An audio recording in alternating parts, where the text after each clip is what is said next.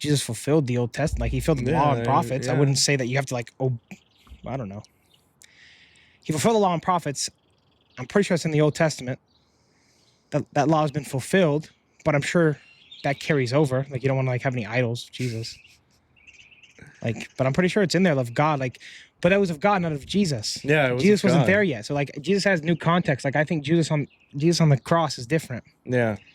I feel like that's different. Like Jesus on the cross, or paintings of Jesus with the crown of thorns. I think that's admirable and pays respect to the sacrifice that he made.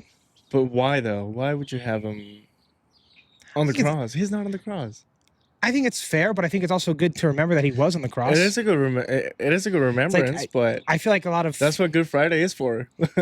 Well, you should be doing that every day, though, not just like one time a year on Good Friday. But you shouldn't have the picture of Jesus nailed on the cross. I disagree. I feel like with Protestants, it's all like, yeah, Jesus rose for us, but then I feel like we kind of get the sacrifice of it that happened beforehand. You know, he died. You know what's 3 funny? days in hell. I always think of when I'm about to sin. And this is something that I don't know. It comes to my mind. Those scenes of the Passion of the Christ. Yeah, that's good. Yeah. So and it's like, no, why not? So why not have a cross with him on it as a reminder of, hey, I don't want to sin. I don't know. I just God did this for me. I don't like it. I don't like it. Because we're sharing that Jesus is alive. He's not on the cross. He's alive now, but he died too. Like I know he died, and his death was brutal. Yeah, people when they were crucified, they died of like they couldn't breathe or they had heart attacks. That's how they died. It might be a personal preference. It is. But I don't like it. I totally disagree with. I didn't grow up around it. That's probably what I did grow up. Exactly. That's probably what it is. And I always used to ask my mom, like, why is he on the cross and why is he? I grew up with all beat up if he rose from the dead. I grew up with the fixation on his resurrection. You grew up with the fixation on his death. On his death. And so now we're both kind of striving for the other side of it. We both want to remember. Yeah, it makes sense. That's how psychology works. But yeah, it's a personal preference. I don't like that. But I don't like images of God, of trying to put God the Father into an image. I personally disagree with. I once went to a Catholic church and I was surprised that so the main picture or the main image wasn't Christ on the cross. It was Christ resurrected. Mm-hmm. And he was stretching his arm like this. And it had the Holy Spirit here. It was like kind of man-made. But it was actually something very symbolic to me. Because it showed the resurrection. I don't know. And they had like this whole scene of the stone and the tomb and the stone and then Jesus out.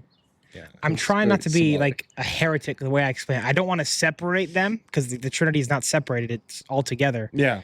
So I don't want to say like, oh, you could do it with God the Father and you can't do it of God the Father, but you can do it of Jesus. But God doesn't have an image. Yeah. So I think it's like I really don't want to be, I don't think this is heresy by saying this, but I could be walking the line of like, as far as separating the Trinity and dividing that. Yeah.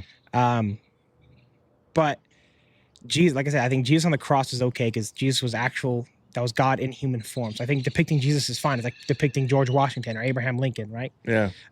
That's fine.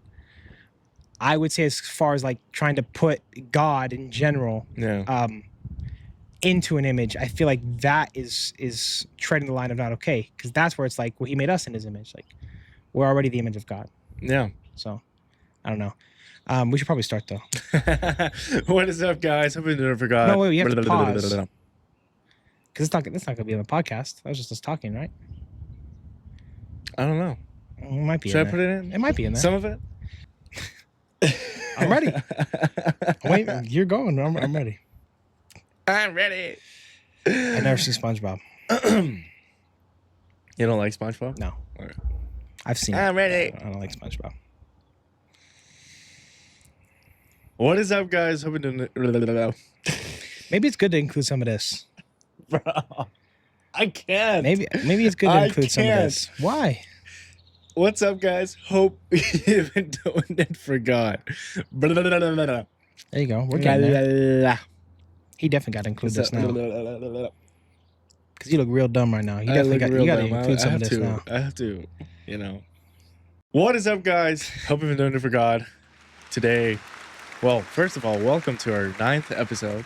9th episode. Yeah, somebody asked me what episode we're on. I couldn't tell them. I had no idea. So this is episode 9. I was like, I don't know. I just show up, we record, and I just do it. Yeah. Welcome to our 9th episode. It's been 2 months already, and more to come. Yeah. Today, we want to make a little disclaimer. Again. It's not an alarm. It's just a little, just throwing this out. Guys, it's gonna be a bug just went into my water. Hold on. What is it? The fly? It was like a little itty bitty one. You just got a little protein in there, and you wasted it. All right, no, Okay. do what you're gonna say. Sorry. We're gonna have a serious episode today. I think more serious than last week's episode. We'll see. So my co-host Austin is gonna share his testimony with, coming to God, and let's see You're talking what about that quiet. looks like. Yeah, Whispering in the microphone. whispering in the microphone. What is up, guys? Hope you're doing it for God. It's not an ASMR mic. I don't think it'll pick that up. What is up? Yeah. Oh, it will. Well, let's begin. I don't like First that. of all, why not? I don't like ASMR. I don't like ASMR. No, I don't like ASMR. So now I'm definitely not going to watch this back. I might have, but now I'm not going to because of that. No, you should. You should watch it. How are you doing? I'm doing good. We had a fun time hanging out last night. We had a great time. Hang out with some friends we had a chance to hang out with in a long time. So that was fun. And then I've been praying, spiritually prepping for today. I remember telling you that 2 months ago I didn't know when I was going to be ready to share openly about like my story and I don't know if God's opened me up and I feel ready to share that today. So I'm excited. I'm really excited. I'm excited as well. I'm excited to hear your testimony. I think I've heard some of it, but not the entire I think I was just telling you that I've never really sat down with somebody and given the whole thing and thought it out from like beginning to end. Well, not there's an end, but like beginning to current where I'm at right now. Yeah. Did you die already? Yeah. I just know. I know what's gonna happen. Yes, I know. From where I started to like my whole life up until now, and just that walk and that struggle. So I'm excited. Yeah, I'm excited too. I don't know how it's gonna go. To be honest with you, I didn't want to like recite it or think about it too hard because I wanted it to be genuine. So there's gonna be pauses in here. There's gonna be moments where I'm thinking and trying to recall some events. There might be some back and forth. There's gonna be some editing to do in this one. Because, there might be. I don't know. Yeah. I might be really coherent. We'll see. I've been praying about it. Maybe the Spirit will just make it all one coherent story. That was my prayer. So yes, He'll come through. So I remember you telling me that you grew up in a Christian household environment. Mm-hmm. How old were you when you had your first godly encounter? Yeah. I would say like my first true real experience with the Spirit probably happened when I was somewhere in my teenage years. Okay. But yeah, I did grow up in a Christian home as far as the sense was like I was instilled with Christian values as far as like God's right and wrong. There is a God. There is a Jesus. Jesus died for you. My parents were very like, they would always make sure the holidays, like the big ones, like the monopolized ones, Christmas and Easter. Christmas, Easter. They made sure I knew what that was. They made sure I knew of Jesus. So I knew who Jesus was growing up. I knew who God was. I knew about the Trinity. I knew about the Holy Spirit. I had like basic foundational knowledge that kids should have growing up. Yeah. The one thing I didn't have was a good example of what a Christian was. Okay. Like I kind of mentioned this last time, it was very much of a church on Sunday. Let's all go worship Jesus. Let's all go to Sunday school. Let's do whatever on Sunday at church. But then let's go home and have a nice family meal. We'll wake up tomorrow morning and live our own lives like it never happened. Yeah, pretty much forget about God for the rest of the week until Sunday. And I mean, I don't know what my parents' relationship with God looked like at that time. Yeah. What I do know is that it wasn't one that I saw.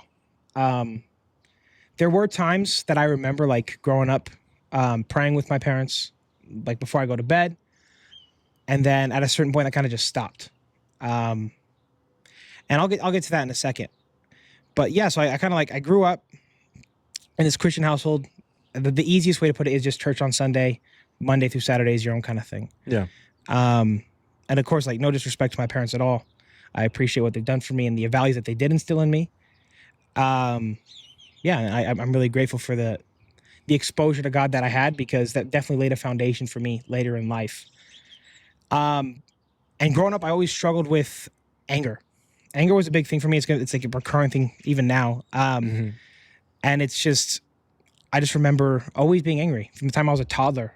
Just anger up until like, really that anger went away when I gave my life to Christ. Was it a daily thing for you to be just angry all the time? Yeah, Grumpy, angry? it wasn't even just grumpy. It was like wrath, like rage, Like actual rage. actual rage, just in me all the time. And so I struggled with this, like I said, from the time I was a toddler until really it started to show when I was probably from my recollection, I'd say 8 or 9 Okay. is when I really started to have like violent mood swings, very like manic like episodes. I remember going to like seeing some therapists, and then I had like trust betrayed there, so I didn't want to see him anymore. So I went to some psychiatrist to get like medicated at some point. I don't remember the exact age of that, but it was around 9 or 10. I would say is when I first started taking medication. I was diagnosed with bipolar disorder, and then also anxiety, and then manic episodes. Like I don't remember exactly what the exact diagnosis was. Was that I don't remember what the exact diagnosis for the mania was. Yeah. I'm pretty sure it had something to do with the bipolar. Okay. You were pretty young when you got diagnosed. So I was diagnosed really young, which is not something I found this out later, but that's not common. Yeah. They usually try not to diagnose stuff like that and like at least clinically diagnose you until you're older. And I think it's up until the late 30s. Yeah, and I don't even 30s. know. Yeah. I don't know what's on my medical record as far as that goes. I know that they put in something there that got me medication. I'm sure my parents know what the actual diagnosis was because they probably talked to them. I couldn't tell you what the actual diagnosis was. I could tell you what I was feeling at the time. I could tell you what I was that I was taking medication. But as far as the diagnosis, I can't. I know it's bipolar disorder, and I usually just leave it at that. Yeah. I usually leave it at that. Bipolar disorder encompasses a lot of stuff as far as like depression, mood swings, that kind of stuff. So and that's what I was feeling. So I leave it there. Especially because I'm not a professional. I don't want to just start labeling my past and stuff like that. Yeah. And so I grew up just struggling with this bipolar disorder, as well. I'll just refer to it as for the rest of the episode. And I just have these memories of a lot of just manic episodes. Sometimes some of them are really vivid, and some of them are more of like blackout stuff where I remember bits and pieces of it, and some of it like when I got like the mania was bad, I was blacking out. But it was this real rage, just deep inside of me, and I'm gonna kind of jump back and forth here between like past and present because it's something that I'm still learning about. Do what you want. As far as the mania goes, I'm still learning about it today and kind of discovering where it comes from. And so I've been really wrestling with this for the past couple months, and I've been praying about it and just like kind of going through it. And as I'm like reflecting on my childhood, I just see a broken home, a broken home with a happy painting on it. Like it was, as far as relationships and parenting and even siblings to a certain extent, like those relationships, there was a lot of brokenness, a lot of like anger at each other. Yeah. That was just kind of a different coat of painting was put on it, you know? And so like it would be like our whole family's just going at each other's throats, but then the next day we'll go out for lunch and pretend like it never happened. Okay. Very unhealthy. But that's just how it was. So being a kid and having this rage episodes, we're gonna call them rage episodes, and your your diagnosis. How is it for you to deal with authority images, like someone trying to be an authority for you? How is it for you? Yeah, I've always had a very big problem with authority. Okay. I don't like being told what to do. So I recently took an Enneagram test, which, if you don't know what that is, kind of like a personality test that a lot of churches use now. It's controversial. Not a lot of people like it because it has like controversial roots of how it started. I don't let it label who I am, but I think it is a good tool to identify some of my strengths and weaknesses. And so I'm an Enneagram 8, wing 7, which means that some of my character traits are like, it's called like the challenger. I challenge, which includes like, I don't like being told what to do, which is true. I very much struggle with, as far as like handling difficult conversations. I tend to steamroll people. I'm very blunt and forward. I'm very aggressive and protective.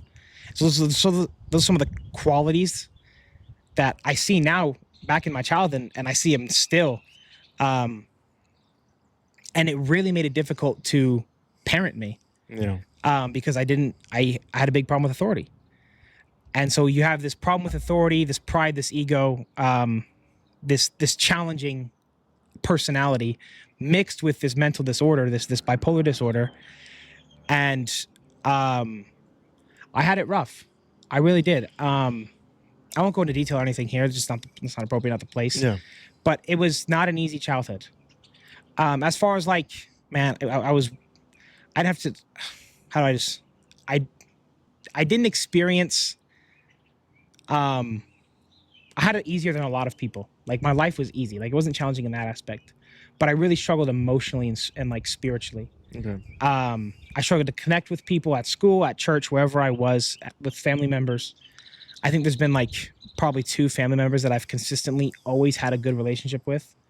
One of them being my Nana. Again, shout out. Shout out to her. Nana. Continuous shout outs for her. I praise God for her. I really wouldn't be who I am or where I am without her. So Yeah. Nana, thank you. God, thank you for her. But yeah, so like I always struggled making relationships, and it came to a point where I was right after I got like this diagnosis and I got this label. I kind of just started wearing it on my, like, proudly almost. I was like, you know what? They want to label me this. I'll show them this. Yeah. And so I got comfortable being angry. I was okay with it. I was okay with challenging people. I was okay with being disrespectful and being this kind of belligerent kid. Yeah. I figured, you know, if that's what they see, I'll show them that's what I am. You were playing your cards. I mean, the cards you had. You were Yeah, playing I mean, in your favor. I feel like that's like a big problem with labeling children like that, is because what child is not going to be labeled and then be like, okay, well, that's who I am, so I'm going to go with it. There's a lot of this is going to be a little off topic. There's a lot of misdiagnosis of kids with autism that don't really have autism because of their lack of their attention deficit. Yeah. Yeah, I'm just going to put that out there. I feel like there's just a lot of, it's so easy to kind of just blame your actions and your sin, like original sin and all this kind of stuff, all these struggles. You have to take responsibility for it if you have that fallback. Yes. Like I got to this point where I didn't have to take responsibility for really for what I did, because my fallback was, oh, Austin has bipolar disorder, just let him be. Let him be. Don't get me wrong, like my parents parented me, but as far as like seeing those consequences actually play out, I never really had consequences. There was times where my mom, bless her heart, like I would get into fights at school. I would initiate fights. Mm-hmm. I would lie and manipulate my way into like certain situations. And I was a bully there. I was the big man on campus. Like I think in 7th or 8th grade is when you're 12, 13. That's kind of where I'm at now. So I've had this diagnosis for a couple of years. I've had this anger for my whole life, and now I'm just kind of wearing it proudly. Mm-hmm. I'm 12 or 13, 7th or 8th grade is where you start to see this behavior just explode. I'm getting in fights at school. I'm initiating the fights at school. And I'm a real jerk, to be honest with you. I'm just a real jerk. But my mom would always bail me out of the consequences. We went at my 8th grade field trip. It's like end of the year field trip. Like you're all going to high school. We're going to take the 8th graders to Disneyland. I should not have gone on that trip. There was kids that were having one fight, one warning and not going. I was in multiple. And my mom was able to just kind of play like Austin's mental illness trump card, and just the school would let it slide. That's what I've heard happen. I don't really know. I wasn't in the room with the conversation. I wasn't in the room where it happened. But if I that's what I've heard. So I'll take that for it. But she really kind of helped me, and I thank her for that. Those were great experiences. I'm glad that I got to experience some of the stuff that she saved me, like some of the consequences she saved me from. I'm glad. But at the same time, I'm like, I can't help but wonder, what would have life been a little bit easier if I faced consequences for those actions? Yeah. But as far as like home life at that time, so school life was just constant bickering, constant fighting. I was the president of the student council, which just made it so much worse. To see a bully being the president of the student council. I was really good at hiding it, man. I was I was very good at being like a jerk. Like Yeah. I knew who to do it to. I knew like who I could get away with it with. I think the big thing was like I was able to beat up the other kids who were bullies Yeah. and like bully them. You bully them. And so like you kind of they kind of let that slide a little bit. Yeah. And that's not okay. Not okay at all. But yeah, I was president of the student council, and that should have been stripped of me. Like, and instead of that, like the consequence was like, okay, you're still the president. We're not going to take that away from you, but your voting authority is gone. So I really wasn't the president. There was this girl who was the vice president who stepped up and took all the responsibility of the entire student council, which is not much. You're in middle school, right? Yeah. It's nothing crazy, but they let me keep the title, Mm-hmm. and I'm like, that shouldn't have happened. So I was rescued time and time again with this mental illness trump card, and it kind of just built this up for me. Like, okay, I have this to play. I'm going to keep playing it. Yeah. And I would do it at home too. Just constant fights with my mom, with my dad, with brothers. With brothers, of course, it got like physical. You know, it's just like constantly being the aggressor most of the time.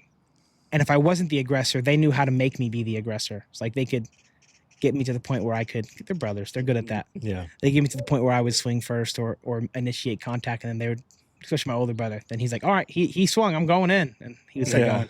It's just like constant anger and fights within the home too. Outside of your siblings, Yeah. how was this behavior with your parents? How did they deal with it? So my dad had that actually had a similar issue. So his grandpa before him on his mom's side, same thing. So like it's a generational trace of like mental illness. And so as far as like I don't exactly know what their diagnoses were, but as far as like manic episodes, Okay. those have been like a thing carried throughout. I think even his mom had some of them. So Okay. as far as like mania, that's been a thing that's carried on through my family. So my dad was not great at dealing with it because like my manic episodes would sometimes send him into manic episodes. But there was other times where he would be the only person who understood what I was going through. So he was the easiest to talk to. Yeah. And then as far as my mom, she really did the best she could with what she was given. Yeah, I just, like I said, I wasn't an easy kid. She wasn't an easy parent, but she really did make it work, and I appreciate what she's done for me. And the dynamic was a lot of bickering and arguing. I grew up in a broken home. They got divorced. My parents eventually got divorced back in 2000. They were separated in like 2010, I think. Okay. 2010. I don't remember the exact dates. My parents get separated when I'm in middle school, 6th, 7th grade, somewhere around there, Yeah. maybe even a little bit before that. Separated, not divorced, right? Separated, like he wasn't in the house anymore. And they get divorced a little bit after that. Mm. And then a few years after that, my mom gets remarried to my stepdad. Again, probably like the second, besides my nana, probably like the second most influential person in my life. God bless him. Thank you, God, for him. Shout out to your stepdad. Steve, thank you for just being who you are, he's even to watching this this. day. But yeah, he was like that second person that kind of understood me. Okay. And so he was like the other person I really had a good relationship with. And it wasn't always like that, but it kind of developed as I got older, and he started to understand me a little bit better, and I understood him. And so I had like it was a hard dynamic in the home, just because like I was a jerk, and my family liked to bury problems; they didn't like to address them. And so it was just constant, a lot of anger in my home, Yeah. anger everywhere. And I would just use this as an excuse, you know. Mhm. I let it just be my trump card. I just kept playing it and playing it and Yeah. playing it. I think my mental illness reached its peak 7th or 8th grade. So 13 maybe I'd probably say that's how old I am. So a lot of this like started exponentially growing, and like it really, once I realized that I could take advantage of the label, I'm not a dumb kid. Like I started taking advantage of it. Like it was, a lot of it started to escalate real quickly. Mhm. And I think it reached its peak about, I think, yeah, I was about 13 years old, 7th or 8th grade, somewhere around there.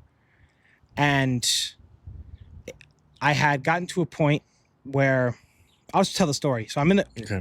my family and I are going to see family, like in another area in Arizona. We're all in a car. My brother, my 16-year-old brother at this time, he's the oldest. He had just gotten his license. He's driving the car. My dad and my mom are separated. So my dad is, we're with my dad because we're going to see his family. He's in the passenger seat of this Toyota Camry. brother in the driver's seat, and then I have my younger brother in the middle of the back seat, my older brother's girlfriend on the left side, like right behind him, Yeah. and me right behind my dad on like the passenger side back seat. And so we're sitting in this car. My brother's girlfriend says something that just sets me off instantly. I'm so used to playing this mania card. I play it. I say something like probably so degrading and terrible to her. I don't remember what was said, but it was enough to where my older brother like stood up for her, which is good. Yeah. Problem is he was a kid and he also had anger and like he has this stuff going on and like he's experiencing this all the same thing I am experiencing. He like this broken home and this anger, he's experiencing it too. So he doesn't know how to handle it very well. So he just turns around. I might have said something to him. I don't remember. I just remember him turning around as he's driving. Like he starts swinging at me, like with his fist. Yeah. He initiates contact this time. I probably said something to him to set him off. We're in like a residential area, so he brakes, starts swinging, and I get out as the car's moving. I unbuckle my seatbelt. We're going like 5 miles an hour. I get out the car. Yeah. The car might have stopped at this point. I remember like being like James Bond. No, I'm just kidding. But like I get out the car. Like I'm gonna tell the story. I'm telling the story like I barrel rolled out of it. Like we were going 15 miles an hour. I did a barrel roll. Just all of a sudden, I looked press really triangle, cool. roll down. That's how I'm gonna tell it. Yeah, I did a barrel roll out the car, GTA style. And in this residential area, there's like a dirt field. I walk over to this dirt field, and I'm just like kind of walking away. Like I'm just like whatever. At this point, my mom has been really working with me on kind of walking me through these manic episodes and stuff. And the big thing was like, oh, you're always in. I think she recognized that I would use that as an excuse. Yeah. Like this mental illness, I would use that as an excuse because she would always tell me, Austin, I know you're struggling with this. I know you have this diagnosis, this, and this.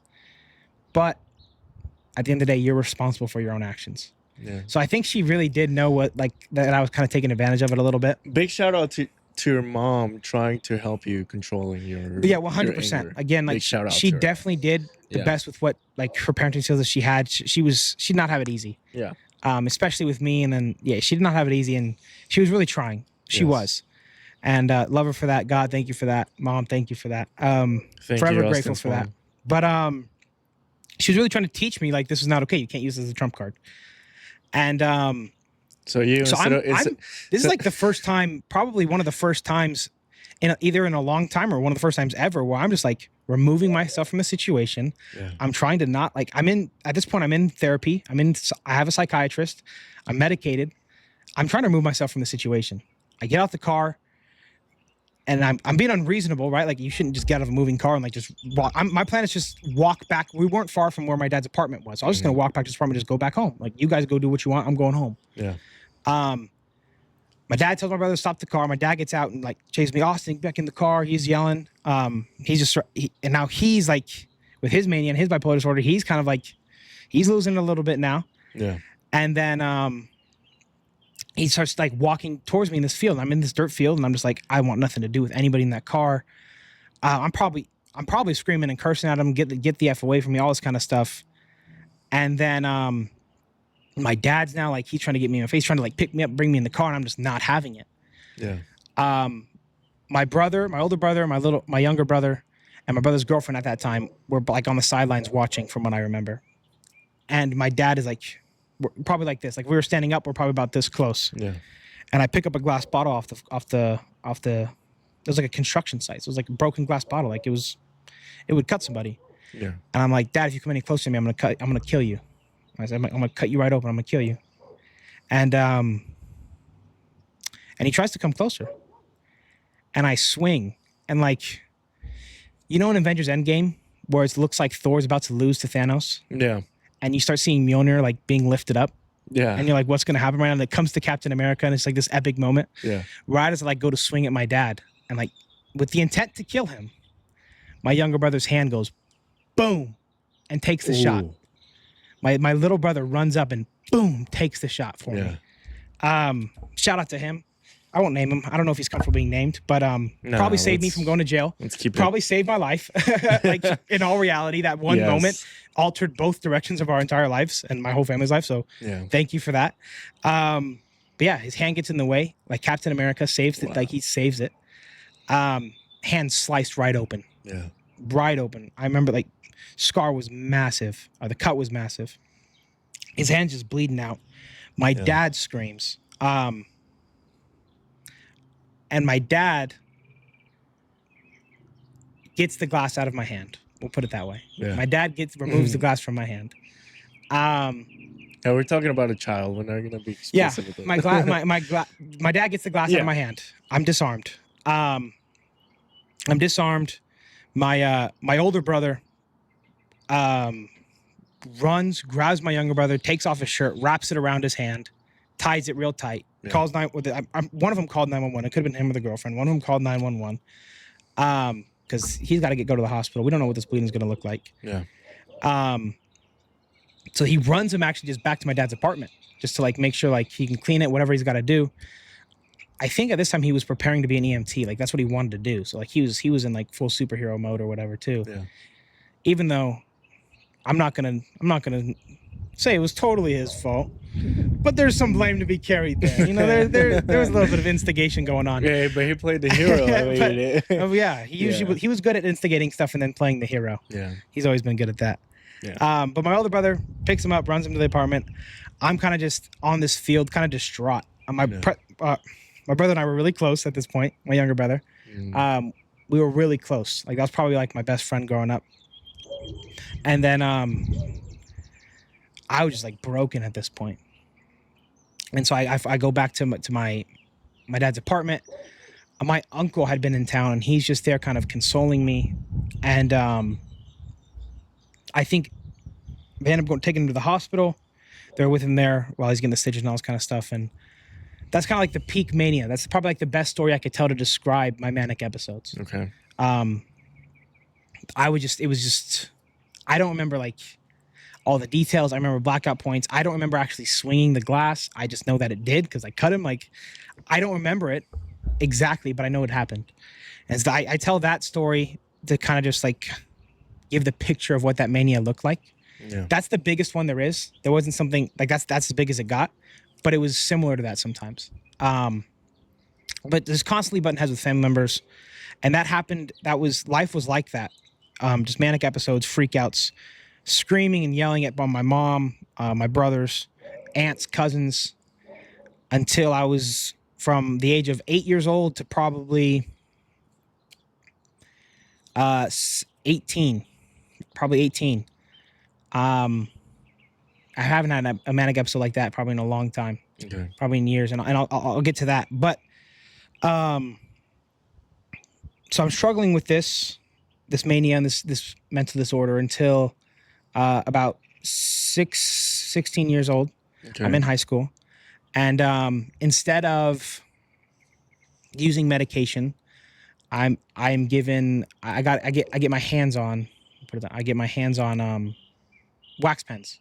And so I start using THC, and then I was able to get my hands on some actual marijuana, some actual joints and stuff like that, and I was using that instead. Was it a like kind of trying to justify that that's gonna calm me down? No, I didn't want to be on medication anymore. I didn't like the label, so I was now I'm growing up. I'm in high school. I don't want to tell people like, number one, I want to start being normal. The way I'm starting to recognize the way I'm behaving is not normal. Yeah. And I don't want to be on medication. I don't like the label that gives. I kind of saw what it had done to my dad, and I didn't want that label. Okay. And so at this point, I'm like, let's try something different. Mm-hmm. And so I'm open to trying different things. So from 16 to 18, I knew that you couldn't be on medication. The medication that you used for like to balance chemicals and stuff in your brain, that's bipolar disorder is like a chemical imbalance in your brain. Yes. The medication you use to balance that chemical imbalance, you're not supposed to mix it with alcohol or anything that can kind of like alter your brain function. So like you're not supposed to mix it with drugs or alcohol, anything like that. And so I knew it was one or the other, or else I was putting myself at harm. Yeah. Not that I cared. I was very depressed, very alone, very suicidal at this point. Like I didn't care not that I was actually there was times where I had attempts to take my life, or I'd expressed that I wanted to take my life. Okay. But it was never like actual real attempts of suicide. I was just comfortable with the idea of not being alive. I think that's the best way to put it. Is I didn't care. I didn't care if I was alive or dead. And it's kind of brought up to the point where like whatever, I didn't care about what my actions are doing anymore, because now I'm like, whatever the consequences are, I don't care. Like, it doesn't matter, which is a dangerous mindset to be in. Very dangerous mindset to be in. But for whatever reason, I knew like I didn't want to do both. So like I wanted to live enough to the point where I didn't mix medication and drugs and alcohol. But now I'm supplementing. I'm telling my mom I'm taking my medication. I would take it. I would like take it from the bottle, so it looks like I took it. And I would just flush it on the toilet, throw it away, whatever it was, get rid of it, right? And instead of, I would replace the medication with alcohol and marijuana for the next 2 years. Okay. So through my last 2 years of high school, for my junior and senior year, I was taking, instead of my concoction that my psychiatrist was professionally given to me by a psychiatrist, I was taking weed and alcohol. Alcohol was both of it was whatever I can get my hands on. I honestly, whatever I can get my hands on, just because those were both stuff that made my brain slow down. Both stuff that made me calm. It worked. I think that was the scariest part, is that it worked. Was it the point of where you were feeling like you needed it to function? Did it get to that point where you were using alcohol and I think I thought I did. Marijuana? I think I thought I did, because it was like my medication at that point. Okay. It was my so it was your daily goal, pretty much. Yeah. It was like your fuel. When I woke up, I would smoke something to help me like go into school and like be there. Take whatever I could with me to school without getting like caught or in trouble or anything like that. And then alcohol was harder to get my hands on. Alcohol was harder to get my hands on. I mean, but especially you were 16, 17? It wasn't like impossible, because at this point there was a lot of alcohol inside my home. So it wasn't impossible to get my hands on.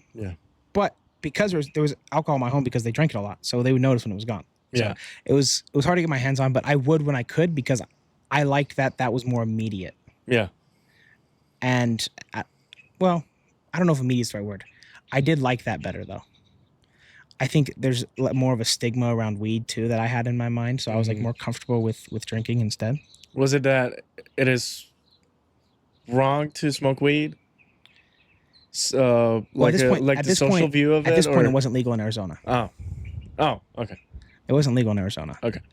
It was legal medicinally, but it wasn't legal. Yeah, not now. It's recreationally. It's recreationally legal now. Yeah. But it wasn't at that point. It wasn't at that point. Okay. So, I think that played into it for sure, because at that point it's not just like school suspension or expulsion. It's like a crime. Yeah. So I think I was a much more. There's a bigger stigma around that. I didn't want to. Yes, but at the same time, it was much easier to get my hands on, because like kids at school are deviants. So I did that instead. And so for 2 years, I'm making a lot of noise. No, that's fine. Because I need to move it. Sorry. For 2 years, I just self-medicated pretty much with weed and alcohol. And it got to a point where I was relying on it. I was relying on it. I was introduced to weed at a very young age as an alternative to medication. Yeah. And I kind of accepted it when I was 16 in high school. Yeah. And I think the scary part about it was, number one, that it worked, and number two, I was really good at like hiding it. I had straight A's. I was a good student. Like in high school, I didn't have any problems in high school at all. All right, like it actually. Only times I had problems in high school in your own mind, it made you function better. This worked better than the medication. Yeah. Like the way I was looking at that, I was like, wow, this is working better than the medication. Yeah. I'm a better student. I'm a better person. Like I thought this was working way better. What was the medication? Man, I couldn't tell you the names. It was 3 different medications. I know one was for anxiety, one was for the bipolar disorder. It changed a couple times. I think one of them was Prozac, something like that. That might be right. I don't remember, to be honest with you. Okay. I mean, when you're a kid, you kind of just, hey, take these, you take them. So, and then I'm still having manic episodes though, so they're not working perfectly. There's probably, again, pretty big manic episodes. Nothing as big as that one, but like big manic episodes from the time I'm 16 to 18. Okay. And still just angry all the time. I stopped attending youth group. I attended youth group from about 7th grade to maybe 9th grade. So I attended youth group for maybe two or 3 years. Okay. And then I just stopped. My leaders kept getting replaced. There was no balance. So here's, as far as, let me rewind a little bit. So that was like, that's my mental health at this point. That's my family life at this point. That's school life. Let me go back to church life for a quick second. I was gonna ask you a question. Yeah, let me go back to church life. So, again, Christian household, raised Sunday school, but it didn't really exist outside of that. Besides my nana, like only Christian influence I had besides that was her. And so I had like foundational stuff for faith, like foundational knowledge, but I wouldn't say I believed it or followed in it or anything like that. I probably went to youth group. So I went to Sunday school, and then you get to the point where you're going to youth group now instead of Sunday school. That's, I guess, the replacement, I guess. Yeah. And I was forced to go. So I went to youth group because I was told to go. And also my elder brother was going, and it was cool. I liked hanging out with my older brother and his friends and stuff like that. So I'd go with them. Yeah. And then eventually my mom stopped making me go. She's like, all right, you're old enough. At this point, your faith doesn't benefit if I make you go. You have to seek it yourself now. Yeah. And so this cushion keeps making me slip down. Yeah. Need time down or something. And so the second she told me that, I was like, all right, perfect. I don't need to go to youth group no more. Mom said I don't got to do it. I'm not going to do it. I don't have to put up the fight no more. Perfect. This is great. Yeah. And so, and the reason I felt that way, the reason I didn't want to go to youth group, again, hard for me to build relationships, hard for me to open up to people. I really struggled with that. And so when I did, it meant a lot. Mm-hmm. To me, it meant everything when I opened up to somebody. And so to see my leaders, my small group leaders, the people that were supposed to be like mentoring me and stuff, get replaced so often, it was difficult. Yeah. The church that I was going to at the time is actually the church I'm at now. So it was Compass. It was a relatively new youth group at that time. Yeah. Like it was still growing. Like it was in the very like baby growth phases. So it had a hard time finding volunteers that were willing to commit 2 times a week. Because there was Sunday night small groups and Wednesday night small groups. So it's like, it was hard to find leaders to commit 2 times a week for the next 5 years as you mentor this kid all the way from middle school to high school. Like that's hard to find. It takes a special kind of person to do that. Shout out me. No, I'm just kidding. Like it's not for everybody. So do you get a group? So what's the youngest group there at church? 6th grade. 6th grade. Yeah. Do you take a group all the way till they graduate from high school? Yeah. So as far as I know, that's how it's always been there. It's how it's always been. Like you get ideally what you want is a leader to walk them through all the way through middle school and all the way through high school. There might have been a point where it was like, because they had it separated at one point, middle school and high school. They wouldn't all go at the same time. So there might have been a point where like there was middle school leaders and high school leaders. Like the middle school leaders would guide them up to high school, and then high school would walk them through graduation. Yeah. That's possible. But as far as I remember, it was like it is how it is now. It was how it is now. I mean, like you had one leader that walked you through all stages of life through that way. Okay. Okay. But not for me. Yeah. I feel like I think there's a couple groups that got it, and I was one of them, where we just had a constant replacement of leaders. Every year or so, we get a new leader, and it made it hard to connect, and those relationships felt meaningless. Yeah. At the same time, like I was fighting people at church because like I was 12 or 13 years, so this is my peak mania. And I had that stigma. Like I was that kid. I'd hang out with the mean girls because I fit in with them real good because I was a mean boy, so it was, and so I just stopped showing up. I was like, you know what? I don't connect there. I don't feel welcomed there. I'm just a problem there. To the church's credit though, they did try to make me feel like, shout out the youth pastor. I mean, even now, like he's put in so much work to just make me who that's like help form me who I am, and God's really used him so much. Yeah. So he tried. To his credit, he tried. He really tried to include me in everything. He's really put in a lot of work in me and my family, and I didn't see it at the time though. I didn't want it, so I stopped going to youth group, and that happened. And I never went to church again after that for about 4 years until I was 18 years old. I graduated high school. But this weird desire came my last semester of high school. I know what college I'm going to go to. I got my scholarships. I know where I'm going to go, and I'm going to go to GCU. I'm like, well, let me go back. Okay. I had a full ride scholarship to ASU. I had a half ride to GCU. I was dead set on going to ASU.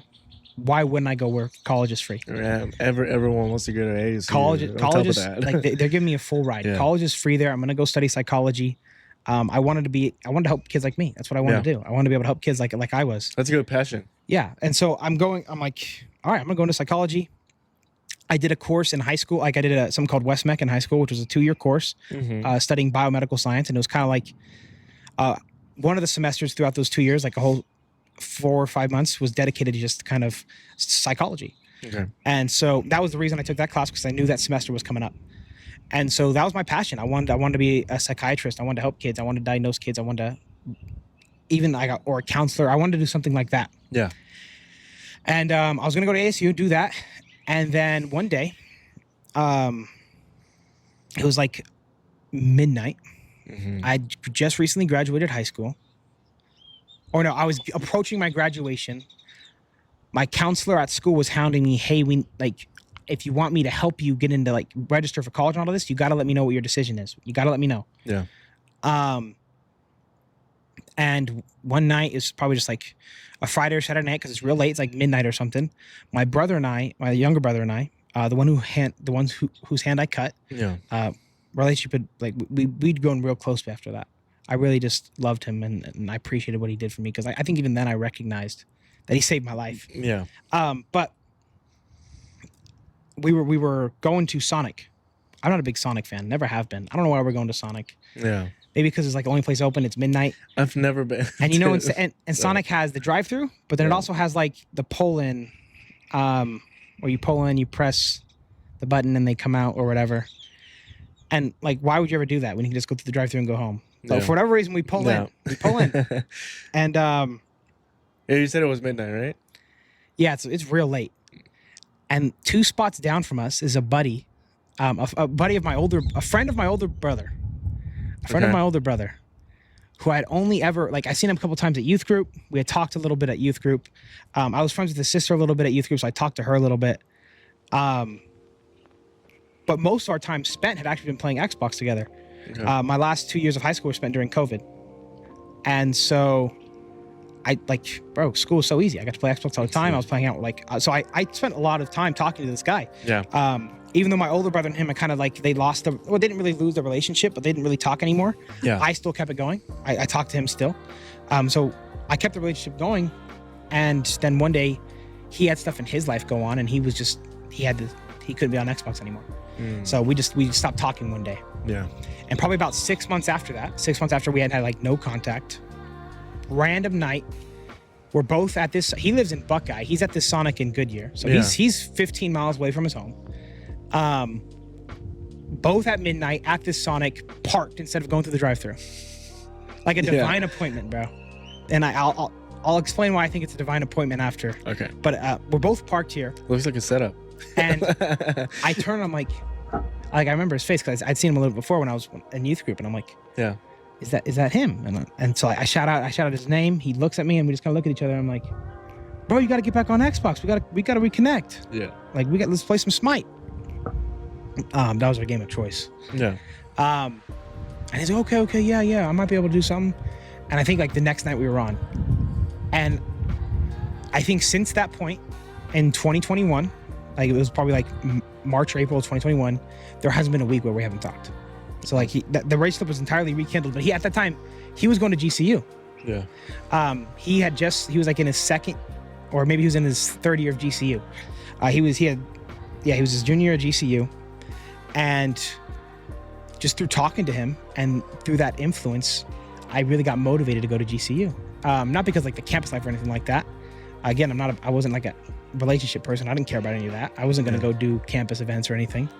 But he said something that really made me just love him and appreciate him. I was like, that's where I need to be. He's like, Austin, bro, come to GCU, whatever you need. If you need lunch or something, you need a microwave, whatever it is. If you don't want to go to the commuter lounge, just come to my place. Come to my dorm room, heat up whatever you want, grab whatever you want. I'm here for you. And that invitation is what I needed. That's how I built my relationships. I needed people to outreach to me, because I needed to know I mattered before I was willing to open up. And so he gave that to me, and I was like, all right, that's where I'm going. So no relationship with God at this point. Committed to going to a Christian university. Mm-hmm. Christian university. I'll say that again. Christian University. Okay. No, it's okay. The school's not that bad. Yeah.